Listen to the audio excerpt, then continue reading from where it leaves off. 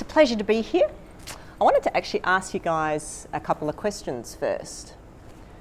How many times in the last week has somebody interrupted you while you were speaking? Jumped in, finished your conversation for you?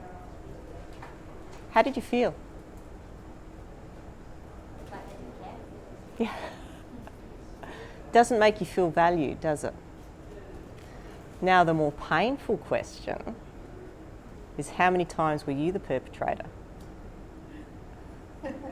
How many times in the last week or even month did you jump in, cut somebody off, finish their sentence for them? Who's going to be honest? Yeah. How do you think you made them feel? It's exactly the same. Or in a lot of cases, we can justify it for ourselves when we do it. So that point that I had to make was very important, was significant, was relevant, and it needed to be made immediately. So I didn't have time to wait that 10 seconds for somebody else to finish their sentence because my point was valid. Anybody do that? You think you just got to say it there and then? Well, the other thing we tell ourselves is, I'm having a conversation with Mary. I know Mary, and I know where this conversation's going. So let's just save us both a whole lot of time, hey? And I'll just cut the conversation off. Anybody do that? That's mind reading. So they're the two real common things that we do. Or perhaps you're in the camp that quietly sits back and says, I'm just going to wait for my turn to speak. I don't want to challenge you. Are you actually listening while you're waiting? Or are you doing what we call rehearsing in your head? Are you planning what you're going to say? What your brilliant comeback line is? Perhaps they've said something that you don't agree with. So you're busy constructing your defence in your head. And how much are you actually paying attention and listening to that person in front of you? Now, we all do that. And we often think it's to save time. We live in a time-poor society, so we're thinking, particularly mind reading, if I know what's going to be said, I can save a whole lot of time here. But in actual fact, a lot of the research and evidence at the moment is telling us that listening is a time-saving and a time management strategy in and of itself. You think about a situation being in a board meeting, the amount of times people repeat themselves because people aren't listening. And if people aren't heard, they will fight to be heard. So people will repeat themselves over and over again until they feel that they're heard. And this is what's happening in boardrooms across Australia at the moment. People are not feeling heard, they're fighting to be heard.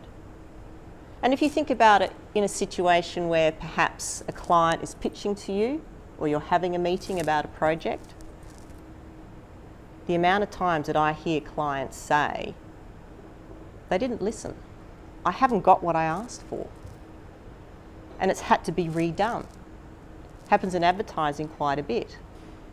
So the client briefs the advertising agency and the advertising agency comes back with an idea and the client's like, it's not really what I was after.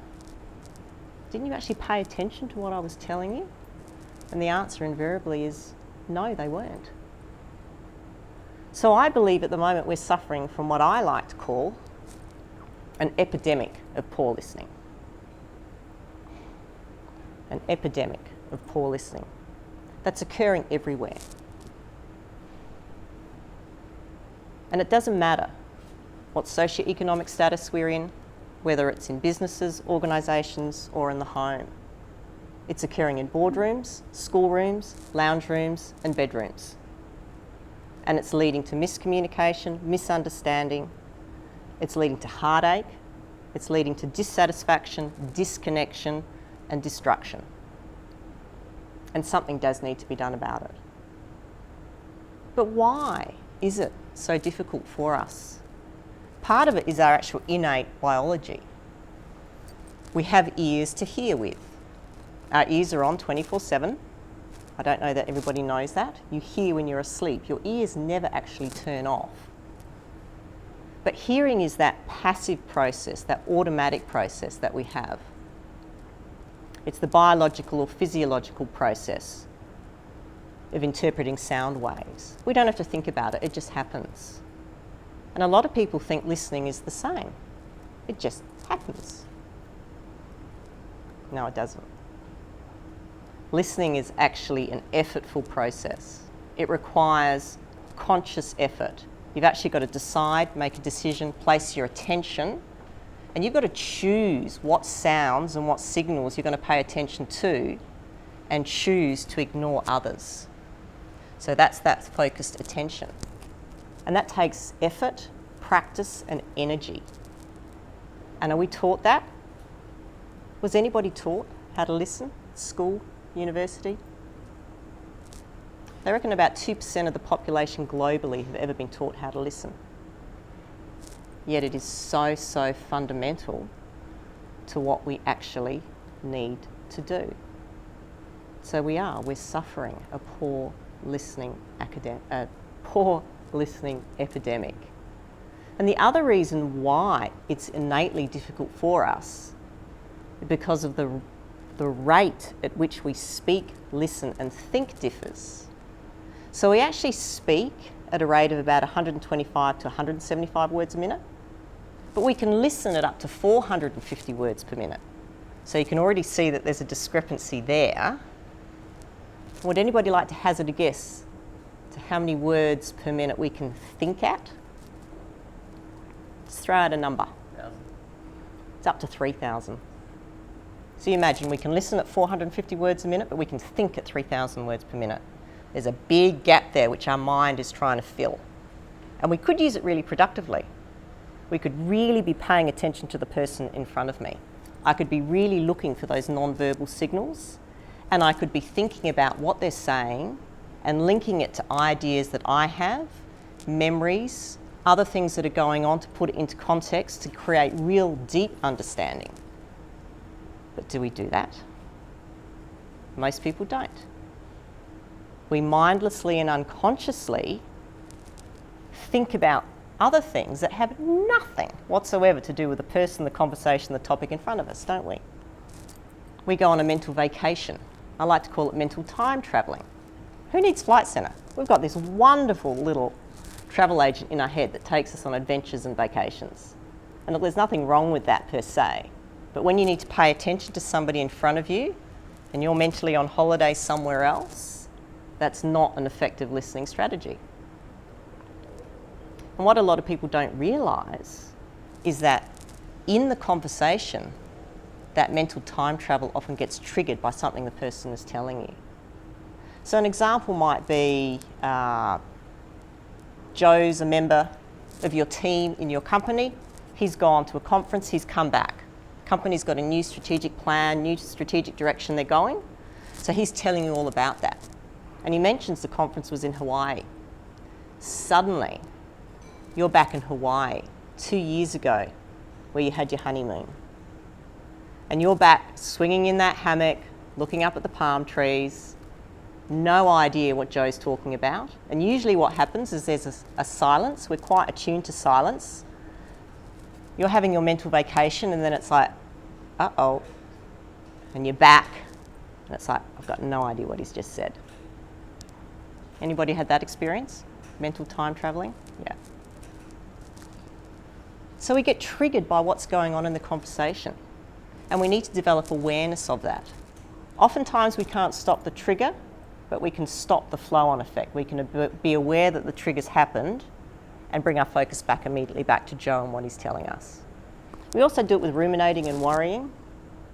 So we're in front having a conversation with somebody, but we're worrying about the altercation we had in the car park, that new budget blowout that we've just become aware of, and we're bringing those worries into the conversation.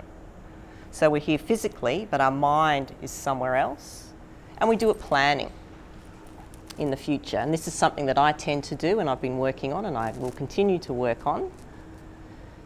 If you're in any sort of job or profession where you've got meetings one after the other, it takes a lot of practice to be present in the meeting that you're in and not half of your brain be thinking of, now the next one's at that time and what was the agenda for that, and I must remember to bring up that, wonder if I'm going to make the flight, you know, all that sort of planning that goes ahead with that mental time travelling that goes on.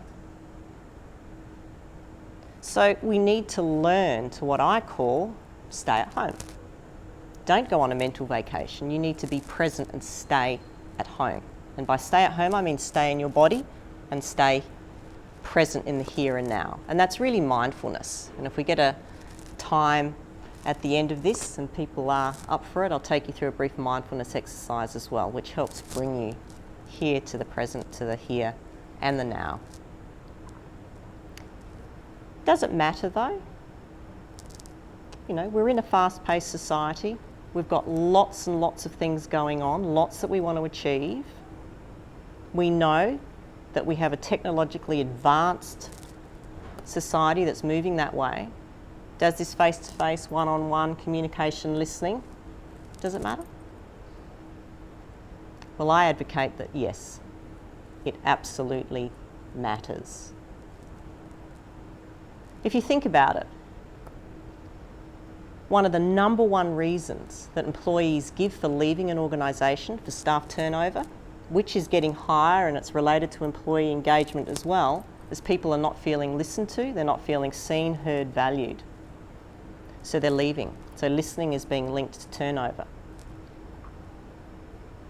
And did you know that 85% of what we learn is based on what we listen to? So if you're not an effective listener, you're actually impacting and impeding your learning ability. And we're seeing that actually in schools at the moment. There's a lot of discussion and education in schools, and that's starting to come up into universities with the generations that are coming through. Listening ability is actually declining. That ability to pick up on nuances, the subtlety of voice, conversation, and the non-verbal communication, it's not just flatlining, it's actually declining. And we're having the associated problems that are going along with that. So listening does matter. We all have this deep-seated need and desire to feel seen, heard, and valued. To feel that we're significant, that people actually see us for who we are and what we bring to the table, and that it matters. We want to be safe, we want to feel that we belong, and we want to feel that we matter. And all of that is underpinned by a foundation of really good listening. How many times in the last couple of years have you heard somebody say, he or she just didn't listen as their relationship unravels? It's becoming more and more common. So listening does matter, but I'm not talking about that pseudo, half-hearted, yeah, kind of, you know, whatever, yeah, what's the phone doing? Oh yes, I'm listening. I'm not talking about that. I'm talking about deep, intentional listening. When you really are present and you're really choosing to be there with the person, to see them for who they are, to respect and honour what they have to bring to the table. And that's the sort of listening that I call powerful listening. Now, powerful listening is based on a Chinese model of listening, or the Chinese character for listening. And it actually translates as, I give you my ears, my eyes, my undivided attention, and my heart. So it's a much more holistic, integrated way of listening that most people in Western society aren't particularly familiar with. So it honours the fact that we use our ears for listening, obviously. But I want you to start looking at the difference and seeing the difference between hearing and listening. And realising that listening is a conscious, effortful process. And start to think about your ears as agents for the conscious consumption of sound. Think about it as the conscious consumption of sound. You are consciously placing your attention on particular sounds and signals. And it's not just the words that people say, it's how people say it. Who's done any sort of communication training where you're taught 93% of our communication is non-verbal? Albert Mehrabian's work? Yeah, most people have heard of that. 38% of that non-verbal is actually how we use our voice. It's the vocalics. So it's the pitch, the pace, the volume, the cadence, the rhythm, the modulation that we're using that tells us so much more. And it's that nuance that actually gives a lot of the meaning that's underpinning what's going on. That can tell you sort of more the truth of what's going on there. But like with everything, it's also variation from normal. And a lot of communication training talks about if somebody's voice sounds like this, this means. If it's very monotone and low, they must be bored or depressed. If it's modulating a lot and it's loud and expressive, they must be excited. That may be true part of the time, but I want you to be more subtle than that and look at variations from normal. What does somebody's voice normally sound like? And have you noticed by really tuning in that their voice has changed slightly? And you may not know what's going on, but that gives you the wherewithal to then question and probe and go, hang on a minute, you're sounding different today. What's going on? So you're using your ears for the conscious consumption of sound. And that second element of powerful listening is eyes. So listen with your eyes. So that's that non-verbal communication that most of us know at least something about. But again, I'm not just talking about whether or not I'm leaning forward and you're looking at me and we're, facing each other, which is all sort of the macro non-verbal communication 101. I'm talking about the more subtle nuance. So are you able to detect a really small nostril flare, a very quick raise of the eyebrow that's telling you something? And if you're not fully present and paying attention, you'll miss that. So you think, yep, somebody's on board, but you miss the little frown that was only for a nanosecond that actually tells you, no, they're not. I've actually got a colleague in Sydney who has developed his sensory acuity to the point that he can tell when people's skin changes colour. And he can tell breathing rates and he can tell muscle tension. So he can tell automatically when he's talking to somebody when their mood shifts. We can do this. We can train ourselves to do this, and that gives you much richer information about what's going on, to be able to listen with your eyes. And the third one is that undivided attention. And that is rare. That gift of true undivided attention. Say, look, I'm here with you 100% present now. A lot of people actually find it almost uncomfortable. It is so rare. But it is a true gift that you can give somebody. So you need to use that mindfulness and be fully present in the moment. So you're not mentally time traveling, but it's also about eliminating distractions. And that's really difficult. It's all the smart devices that we have in our hands and in our lives, which we don't necessarily use so smartly. In the training programs that I run when I go into organisations, I actually ask people to turn their phones off, not just silent or vibrate, because if it still does that little vibration, it's like a cue, they automatically get distracted. And I've taken to now saying, look, give them to me or put them away, because even having devices, even if it's face down on a bench, it's like a cue. It's like that trigger. You look at it and immediately whatever you associate with that device is going to come into your head again. But I tell you what, you'd think I'd be asking people to engage in some sort of, satanic ritual by doing this. It's like the agony on their face. You want me to do what? And then it's all those legitimate reasons why they have to be connected for that 60 minutes. Really? We are just addicted and habituated to being connected 24/7. But are we really connected? No. That's not connection. So for undivided attention, it's about eliminating distractions, and it's about coming home so that you are really present with somebody. And I've had a couple of experiences in the last sort of 3 weeks. I've had 2 people that have specifically said to me, wow, I've really got to watch what I say to you because you listen. And it's like, yeah. And I think it's really sad that people have got to the point where they don't expect to be listened to. They're just talking away and they expect that people only take anywhere between 10 and 50% of it. When they've got somebody that actually pays attention, it's like, wow. It really is a gift that we can give. And the last part of the powerful listening model is the heart. That's about understanding that we're all humans and we all want to connect human to human.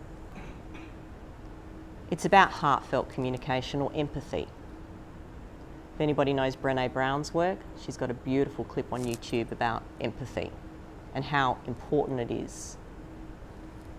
And empathy is about being able to put yourself in somebody else's shoes. I call it stepping into their arena. But a lot of people get confused with empathy and they put themselves in the other person's shoes. So, for example, Mary's somebody in your office, her supervisor has said something to her and she's reacted in a way that you don't understand. And you're not very empathic because if the supervisor had said that to you, you would have shrugged it off. So in essence, you're putting yourself in Mary's shoes going, well, I wouldn't do that. That's not empathy. Empathy is about putting yourself as if you are Mary and go, okay, if I was Mary and I had her background, her experiences, her personality, her values, and the supervisor said that, I can get now why that's triggered her and upset her. Now I can empathise with her. And empathy is about empathising with the emotion. You don't have to experience the circumstances or the event. So I haven't experienced the fires personally or been personally affected by them. Have I ever experienced in my life shock, grief, pain, sadness, overwhelm, anger? Yes.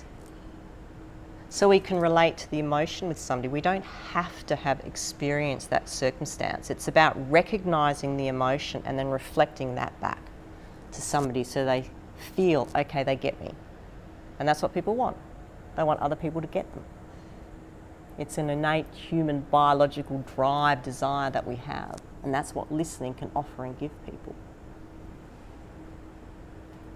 So that's my challenge to you. Can you give people your ears, your eyes, your full undivided attention and your heart and actually make a difference and make people feel seen, heard and valued today?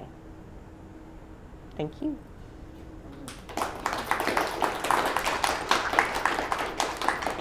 Any questions for Nicole? Yes,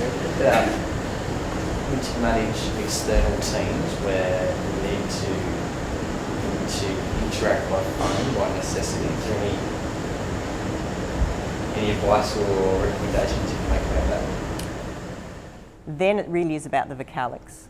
So if you can train yourself or train your team about paying attention not just to what is said, but how is said. And again, over the phone that can be difficult depending on the quality of the line, but you can learn so much through the vocalics. Or my other recommendation is, can you actually do more Skype calls or those teleconferencing calls? Because the addition of that non-verbal communication makes a big difference. And I have known organisations that have gone from just using phones to saying, okay, we're going to actually invest in doing more teleconferencing so that we can actually see what the person's, what their reaction is. Sorry, the university is installed internally. It's quite useful. Sorry, anyway. Well, internally, I think I prefer the face-to-face because you can actually feel the energy that's being generated between people as well, and that's powerful too.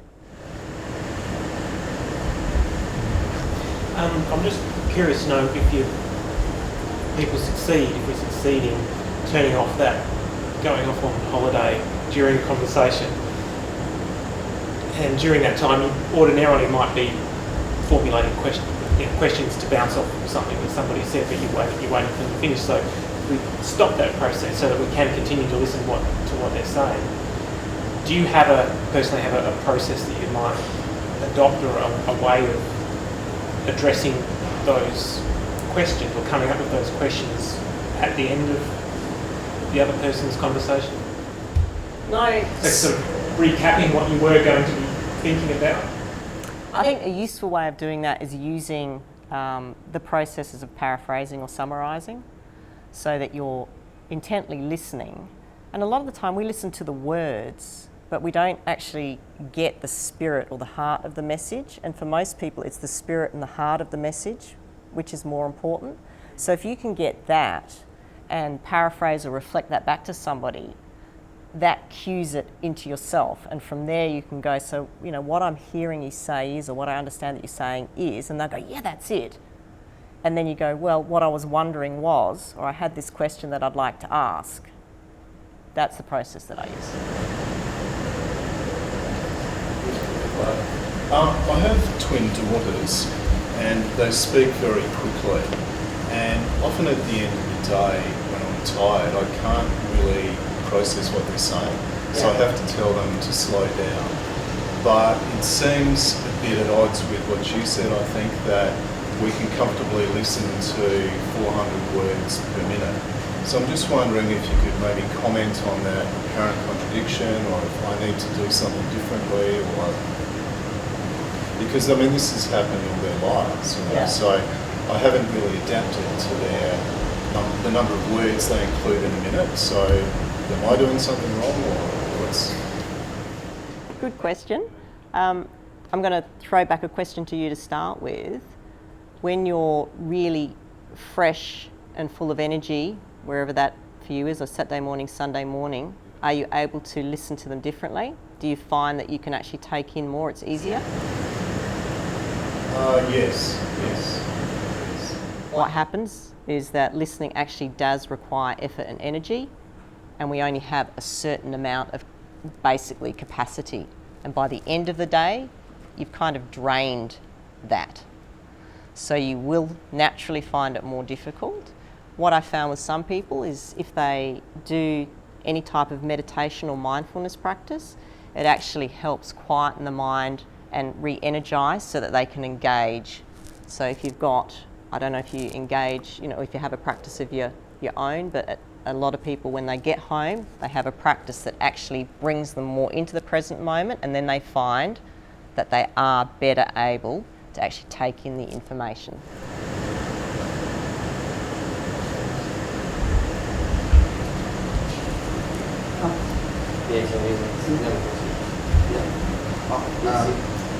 Question, so looking from the other side and getting other people to listen.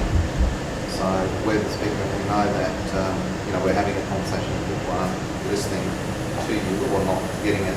Are there techniques and things that we can do whilst that conversation is occurring, or whilst that information is being presented, to get people to focus and listen in? There's a range of strategies. So there's strategies that you can use yourself and almost internal, where you build your own presence. You will find that people that are very embodied within themselves and have good sort of personal power automatically are magnetic and draw people's attention. If you are distracted yourself, you're not fully present, you're worrying while you're presenting, you don't have that magnetism for other people. But then again, it's managing the environment. So if people are distracted, is it because they've got devices? Is it because it is now 2 o'clock in the afternoon and nobody's eaten? So, you need to actually have a break and get people to eat. Are they at the end of the day, in which case maybe it's time to actually stand up and do something that gets the blood moving, gets the oxygen, because sitting down, again, they say sitting's the new smoking. It's very, very bad for our health as well. And if we can get the blood going, if we can get oxygen going to the brain, again, we get more alert and we're more likely to pay attention. So it could be that, we do have a limited attention span and we like variety. So it's building those sorts of strategies into your presentation style, as well as working internally on your own sense of presence, really. Hi, I've got two kind of quite different questions. One is that I notice that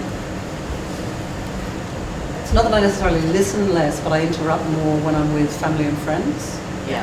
And so that familiarity was when with strangers, you seem to put more effort into like at meetings or formal situations. Yes. But with family and friends, that you're often doing things at the same time and they're talking and you're responding, and so you'll interrupt and go, oh yeah, I saw that the other day. So I find that's a very hard one. If I take on board what you're saying, I can imagine the relationship can be very strange if I'm kind of suddenly changing that whole kind of dynamic, and how you actually deal with that. The other one was in the more formal situations is that sometimes what I do is I take notes. Is taking notes a barrier or an aid to listen in that situation? If I just answer the taking notes one, some people use note taking. Actually, it goes back to your question as well. If you're taking verbatim notes or too many notes, your focus is on the note taking, not on the person. You lose that connection.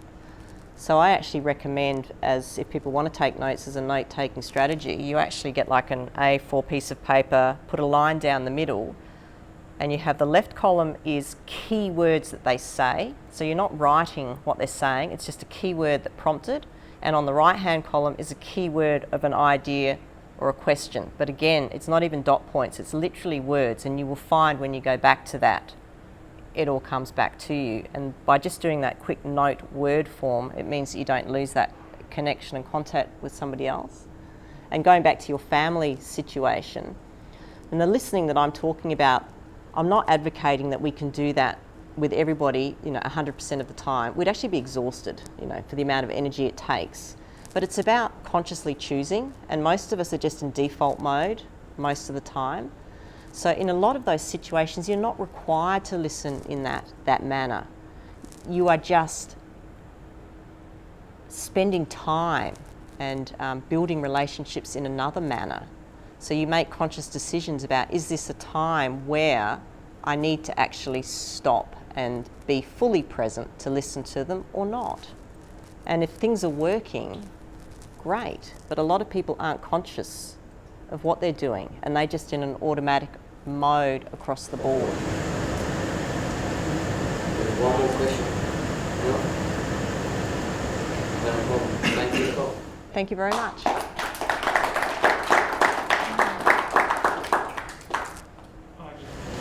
Yes. You mentioned about maybe doing a mindfulness exercise.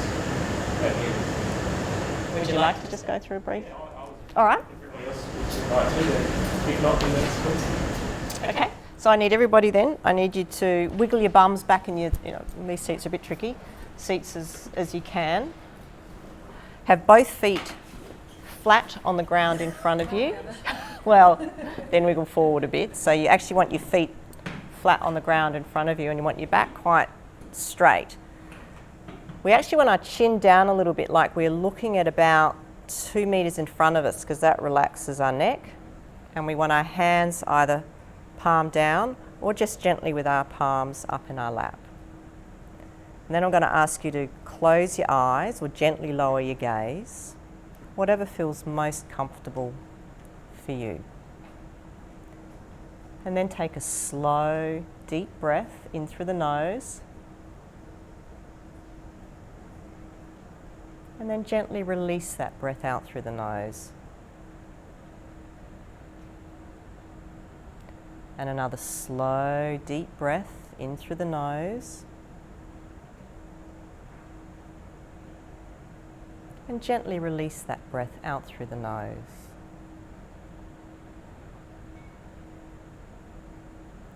And notice the feel of the chair on the back of your legs. Notice the weight of your feet pressing into the ground in front of you. Notice the feel of your hands as they rest there gently on your lap in front of you. And continue to breathe in a slow, relaxed fashion that's right for you. And as you sit there in your own body, breathing in a relaxed fashion, feel your shoulders gently drop as you sit there in your chair. Feel the muscles of your jaw relax and ease the tension. And take your attention to the muscles in your forehead and around your eyes, and just allow them to ease.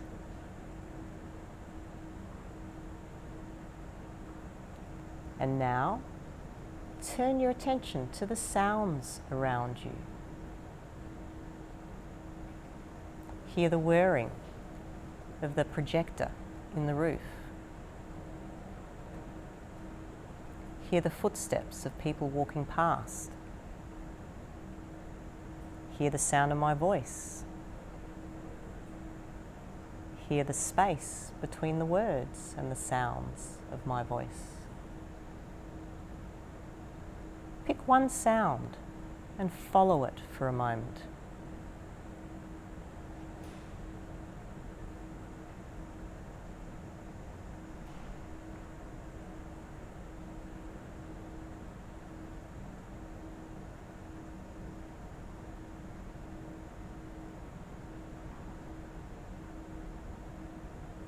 And now, gently, in your own time, bring your attention back to the here and the now. Wiggle your fingers and toes, open your eyes, and come back present and ready for what's next. So that's a brief mindfulness practice or activity. So it's using breath, a little bit of body awareness, and I use sounds. And it brings you to the present moment. While you're doing that, it's unlikely that you were worrying and ruminating about something else. Or if you were, you just would have gently brought your attention back to my voice, to your breath, to what I was asking you to do. And you should be feeling quite relaxed, but you should be feeling quite present and in your body. And you can use that. If you're getting stressed and you've got big meetings and you actually need to know that you need to pay attention, that's the sort of activity that you can do that just kind of brings you back so that you're home and you can be there for somebody else.